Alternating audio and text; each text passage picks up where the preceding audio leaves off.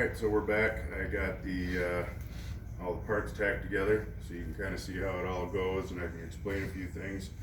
I talked about earlier with the pan hard bar how those end up being adjusted quite a bit. I ended up cutting like 3 inches out of this one and putting a slight bend in it so it'll clear the pumpkin when the travel comes all the way up. These bars and these bars should be as close to level with the car when they're done. Right now they're sitting a little low because there's no weight on this rear end at all right now. So once the weight of the truck is on it, this and these bars will all sit level at its ride height, which is really nice. This part, which is a little confusing the first time I did one of these, trying to figure out exactly where to locate this bar. What I did, I showed you earlier that I assembled the shocks. So when I have them assembled on the bench, I'll actually measure from the inside of this C-notch to the spring, which as you're seeing here is about 2 inches.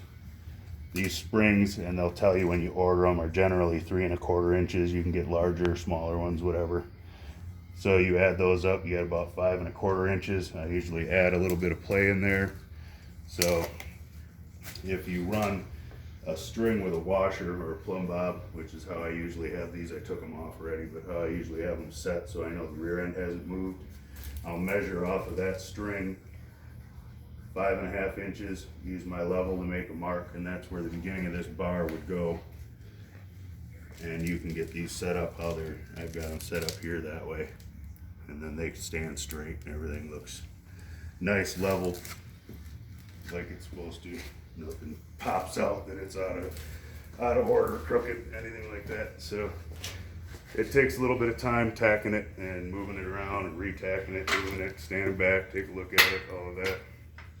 But it is really important to continue to put your jack under here and move this stuff around.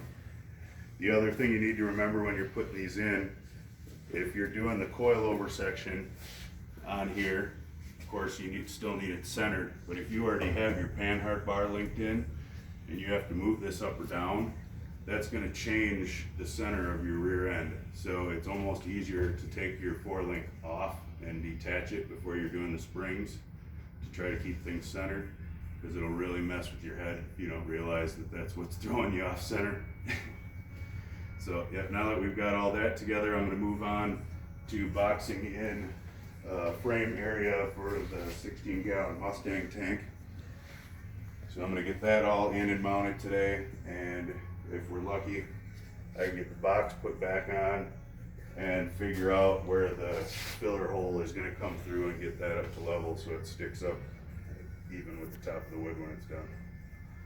So that's about where we're at right now. I'm going to get to weld and get this all welded up and done, and we'll get back to you maybe tomorrow.